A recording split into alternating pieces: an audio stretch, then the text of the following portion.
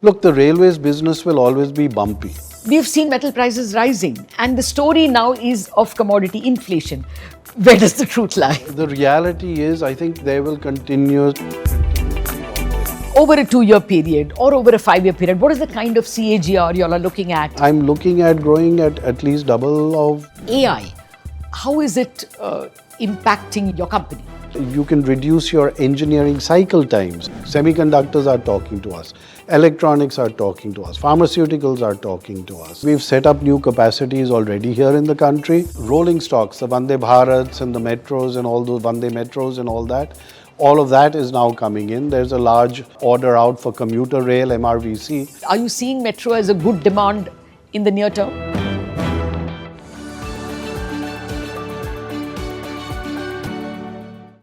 Siemens Ltd made a splash 2 years ago when they got a 26,000 crore order from Indian Railways for supplying 1,200 locomotives.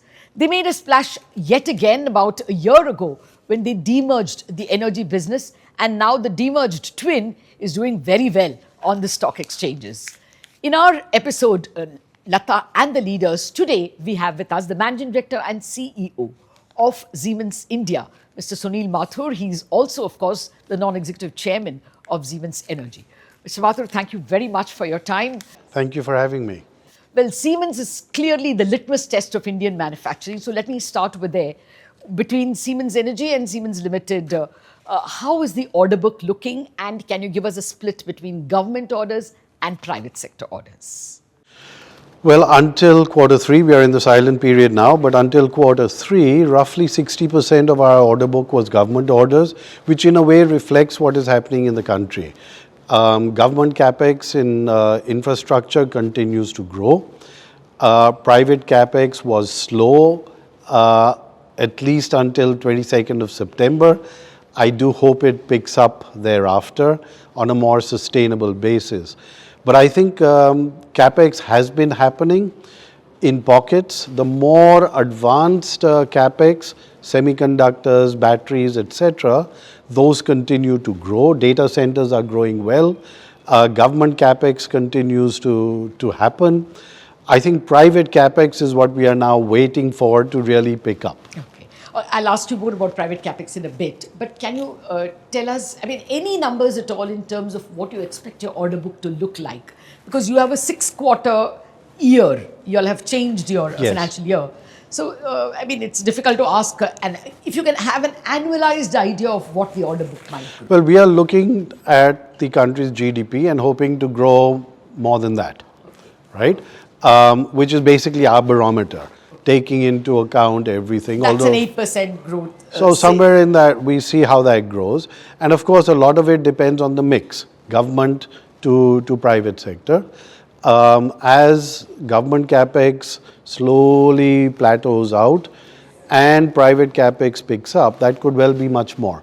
Because I do see an upside to India's GDP once private sector Capex kicks in. Well, central government's Capex cannot grow at 30% and 25%. And, it obviously, understandably plateaued even now.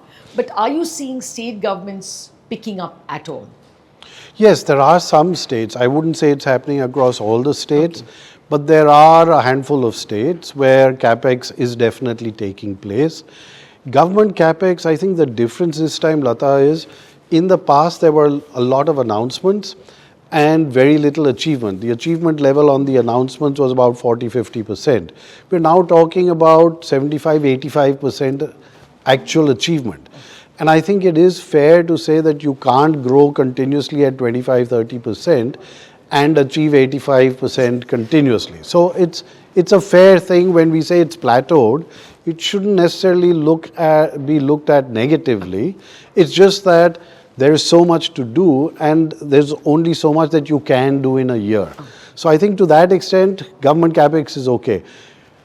In the states, I think there's opportunities in many of the states still to really pick up on Capex. Okay. 5 or 6 states are doing very well or doing a reasonable amount over there, but the bulk of the states still need to step up. Okay. Railway infrastructure, that's like I said in the introduction, you all just made a big splash on the headlines. How much of that 26,000 crore has already translated, or is it all back-ended? No, it is coming in. So it's a So is it stepwise exactly process. pro rata? 11 No, years? it's not pro rata. There's a stepwise process. So in the first year, you deliver 10, then you deliver 40, 50, and then it ramps up to a steady state of about 100 locomotives a year. And that's when you get to the 1200. So there's a ramp up process. We are right now in the process of getting the prototype, which was flagged off by the Honorable Prime Minister in May, getting that now approved so that we can now start commercial production, which will start, and next year, in the next calendar year, we'll start delivering. When will we start seeing it in your order book? So this is done under percentage of completion. So as the costs come in, we book the revenues in proportion. So basically, maybe 2 years from now, we will start seeing a bump up in your order Yes, book? yes, That in our 26,000 revenues. In your our revenues. revenues, yes. Okay. What about the other non-locomotive railway expenditure? Because even this budget, the railway capex was 2.6 lakh crore. And of that, when the last September 30th fiscal deficit numbers came in, railway capex was 56.5% of the full year. So did that show in your order book or revenue in any way? Yes, so the railways is spending. It is spending in a very organized and a focused manner. Electrification continues to happen. Signaling, Kavach is now picking up. Rolling stocks, the Vande Bharats and the metros and all those Vande metros and all of that is now coming in. There's a large order out for commuter rail, MRVC, etc., etc. Tenders are coming. And I think, but they are doing it in a very focused manner, again, so that they can actually implement, rather than taking out a whole lot of tenders and then they take a long time to implement. So I think the railways definitely has a very focused program. Okay, okay. Would you want to give a CAGR in terms of your order book? No, I wouldn't. No, I'm not asking you for this quarter, obviously. What I'm only saying is that... For the railways? Yeah. Look, the railways business will always be bumpy, right? Because you get a large tender coming out and you suddenly get 5,000 crores. You get, we got 4,000 crores for the signaling of the high-speed rail project, Ahmedabad, Bombay, recently, right? So it's bumpy. Okay. I would say probably 8 to 10% CAGR over the next couple of years. Okay. What is your next best, besides mobility, which is your next best vertical in terms of I think smart infrastructure, going in line with what is happening in the country. EV charging is big. As renewables come in, the grids will need to be smarter, and we bring that over there. Electrification is coming, so all our medium voltage, low voltage will be required. Buildings is another large area. There's a lot of commercial construction happening in the country. All of them are looking at energy efficiency solutions, so all of that comes in. So right now, I think, to be honest, India is more an infrastructure-focused, in an infrastructure-focused area. That's why mobility and smart infrastructure. Eventually, I hope manufacturing picks up. And that's when our digital industries business will also start growing once that happens. But you're not seeing any first signs of your digital vertical being called by manufacturers to smarten up their manufacturing? It is happening, most definitely. But it is happening in complex manufacturing. Semiconductors are talking to us. Electronics are talking to us. Pharmaceuticals are talking to us. Semiconductors may be big business, right? It's big business. It's big business. Because India is giving subsidies. Because we are doing, there are a lot of semiconductor plants in the pipeline there, and many built, under construction. They are looking at automating and they're looking at smart manufacturing. You need that because it's complex manufacturing. And all of those complex areas, we are definitely in conversations. And more than conversations, already, orders are coming in. Also, we need to remember, in the digital industries area, it was very badly hit by semiconductors for a long time. And as a result, a lot of components became long lead.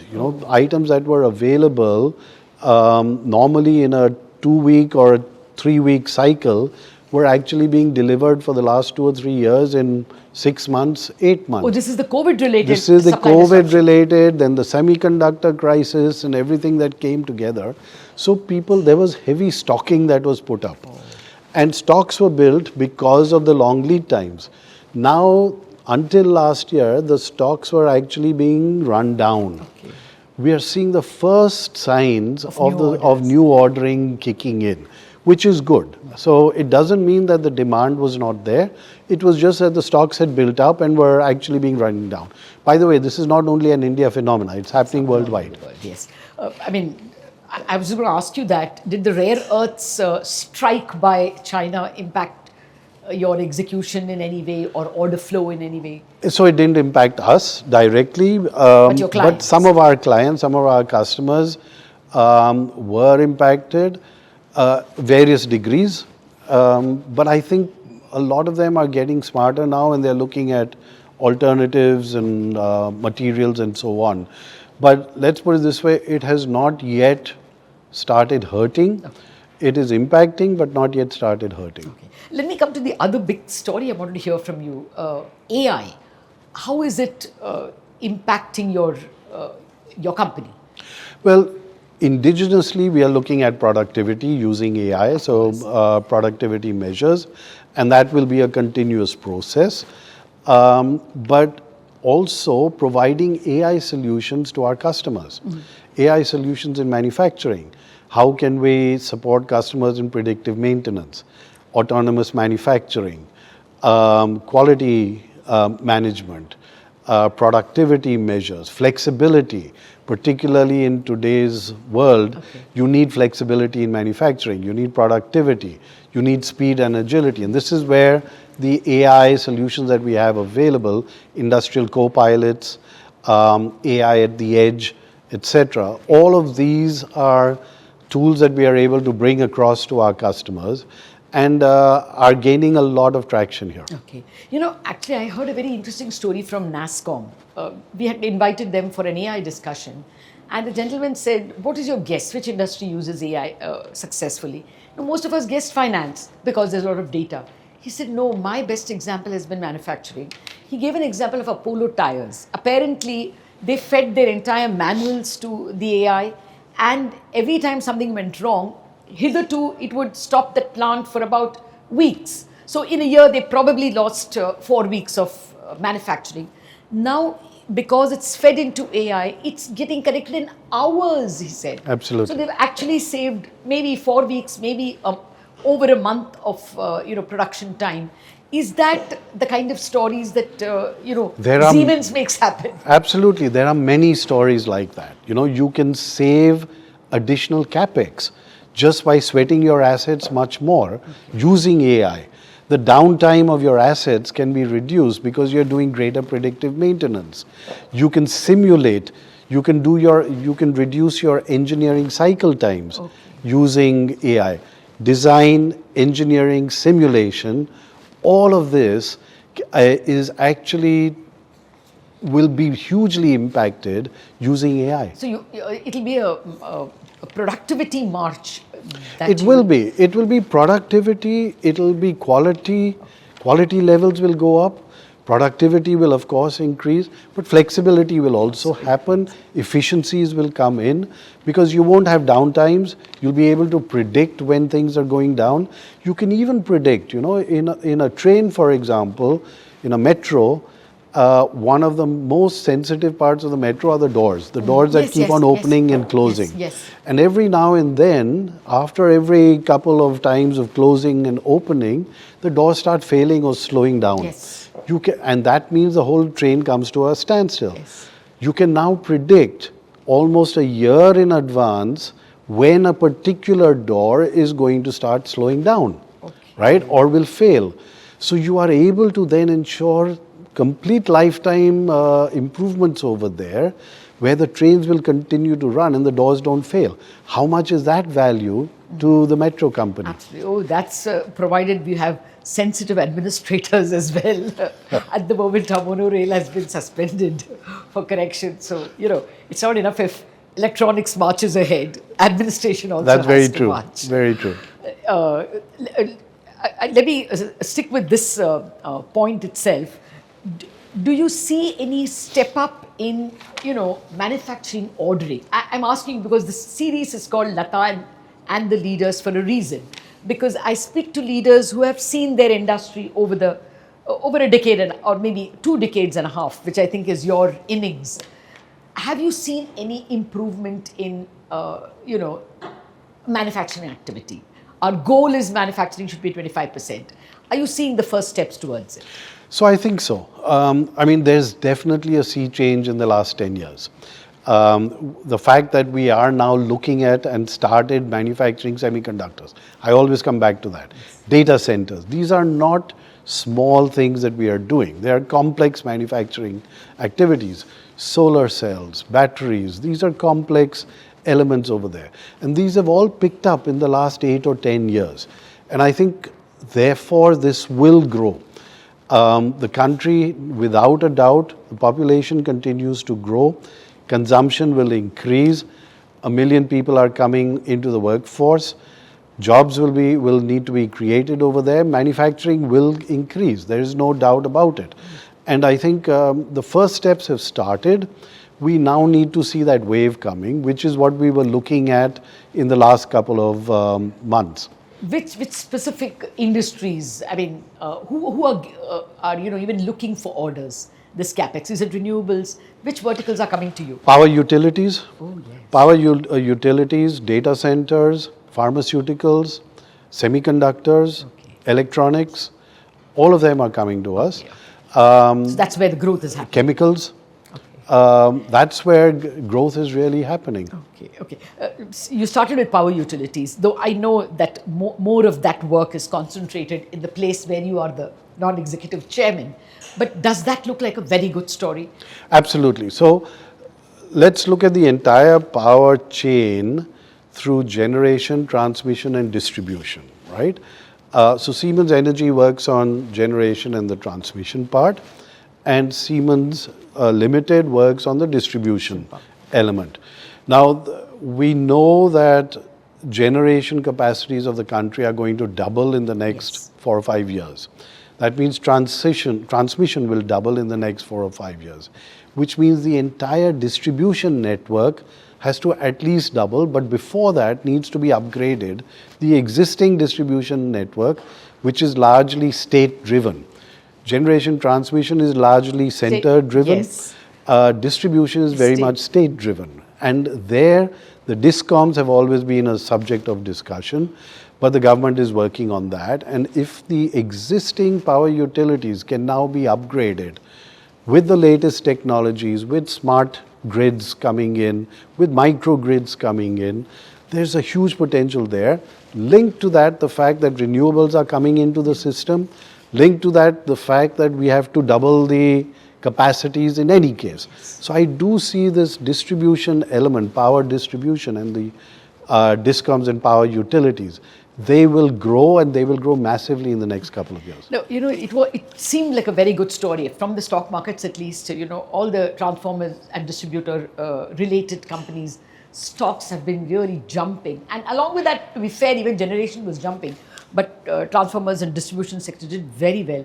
But lately we heard a story that states are not signing PPAs, and therefore the central government power ministry has told this SECI to cancel orders for solar because PPAs are not getting signed. So is there anything negative in the power story, or we overcome this? I look at it from the intrinsic underlying story.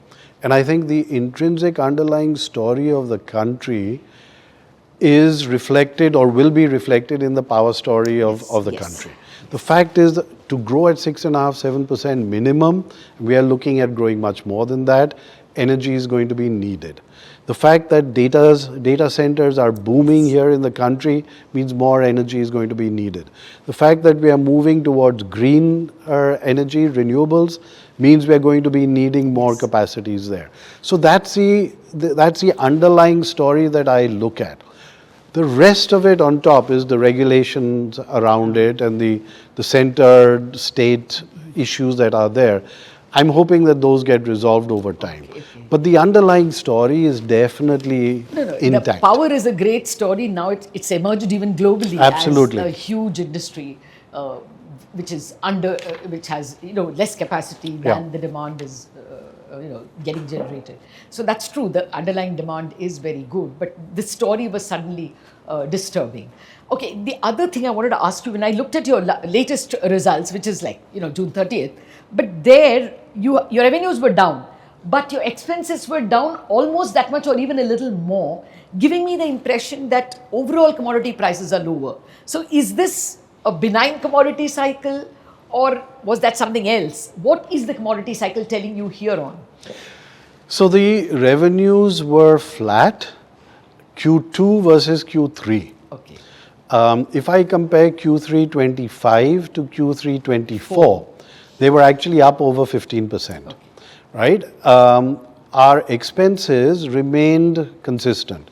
If I look at the expenses related to revenue, 24 and 25 were more or less the same. So we are on track. We are growing well. We are continue to grow profitably. Okay. And the India story is definitely supporting it. No, I wanted to know about margins actually. Are you, we are not until impacted recently- so much by commodities.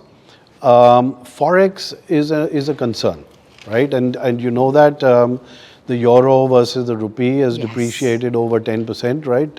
And that is definitely an element that doesn't make life easier and could impact margins going ahead. But we've got to see how that plays out. Okay, that straight away probably gives me an idea of what your next answer is going to be. Y'all have your exports are what Siemens AG distributes to the various Siemens Yes. units. So is this likely to increase in, just take a longer view, say over the next 2-3 years, are you seeing Siemens India getting a larger share of the Siemens AG outsourcing? It's increasing. It is increasing. We've set up new capacities already here in the country. We set up a bogie plant recently, the locomotive factory in Dahod over there. So investments are coming in. We are expanding our existing capacities as well. So yes, the share of India in the global manufacturing network will go up. Okay. No, We've started exporting bogies, for example, already. Okay. To and you see Europe. more of it. Is that a vertical that will do very well? It's a vertical that will do well. Okay. And not only for exports, but here in the country as well. There's a huge need for metros. There's a huge need for You can say that again. locomotives. Absolutely. Okay. But are the metros demand growing adequately? Mumbai had a long comatose period, and now there seems to be some activity. It's not happening fast enough. As a citizen, I would like it to be faster. But other cities, are you seeing metro as a good demand in the near term? Not really. That's the honest answer. I think Indian cities are expanding so fast. We need to spend first on getting the infrastructure sorted out, and metros is very central to that. And I don't think that we are developing the metro market in the country at the rate and the pace at which we should. People movement is getting more difficult. And I'm not only talking about the big metros, but there are now tier 1, tier 2 cities as well. We should actually by now already be looking at expanding metros into tier 2 cities. But we are not yet done even with tier 1 cities. And every city is not only one metro, it's multiple metro lines that need to be built into it. So I think we need to grow faster. We need to move faster on the metro thing. But this is also, as you know, it's a center and a state issue. No, it is a state issue. States always grumble that power devolution from the center to the states is not good enough. But the devolution of states to municipalities is pathetic. And that explains why cities are not having enough city leaders who will Absolutely. push the cause of metros. As a Mumbaiker, I feel that all the time. I just want to complete that commodities argument. even if you are not directly impacted by commodities, what is your sense? You know, earlier part of this year, we were told the narrative was that this will be a disinflation year because, you know, China doesn't have the US gateway to export. Many other countries may also lose out, and therefore it is an Asian disinflation story. But over the past 3 weeks or 2 weeks maybe, we've seen metal prices rising, and the story now is of commodity inflation. Where does the truth lie? I think if I could answer that, I wouldn't be sitting here. Okay. But the reality is, I think there will continue to be volatility in the commodity market, and it's not only linked to the supply and demand, or it's not only linked to the demand for it, it's also linked to the control of the supply. And I think you mean China anti-involution and those policies? Yeah. And I think it's that is something that we will have to watch for. Part of it is demand in the West as well going up, but I think a major part of it is probably more the supply angle rather than the demand angle. Okay. Before I conclude, give me some numbers. I know your immediate silent period is not something I want you to disobey, but over a 2-year period or over a 5-year period, what is the kind of CAGR you all are looking at for either revenue or for bottom line, both for energy and for limited? What's the ballpark growth pace? So I won't speak for energy, but for limited, I'm looking at growing at least double of the India's GDP. That's what we should be aiming for, right? And now that depends really on how the GDP evolves over there. But when that's you say what GDP, we should you mean be. the nominal GDP of I'm talking 6.5%. Okay, the real I'm talking the real GDP, right? Because that's finally what hits the road. What is the over actual there. growth What in is the goods and actual growth services? over there? So theoretically, we should be growing at double that, right? If we want to look at really gaining market share here in the country, because I think anything less than that for a country like ours would not make sense. Okay. And finally, anything in terms of inorganic, because there are all kinds of new products and startups. So will we hear more from you inorganically? And if yes, which areas are you looking at? So we have a long deal book, and we continue to evaluate that deal book almost on a monthly basis. So yes, we are looking at inorganic. We are looking at inorganic in all our businesses, actually, in our mobility business, in our smart infrastructure, as well as in digital industries. Although, to be fair, less in digital industries for the time being, more in the smart infrastructure and the mobility segment.